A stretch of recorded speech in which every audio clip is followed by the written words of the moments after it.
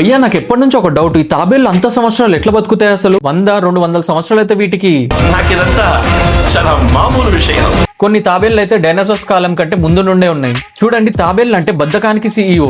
ఉరకవు, దుంకవు, అవసరం లేకపోతే ఒక అడుగు కూడా ముందుకేయవు. ఇంకా వీటికి దెబ్బలు కూడా అంత ఈజీగా తాకాయి. ఎందుకంటే వీళ్ళ దగ్గర ఫ్రీగా వచ్చిన ఒక పర్మనెంట్ హెల్మెట్ ఉంది.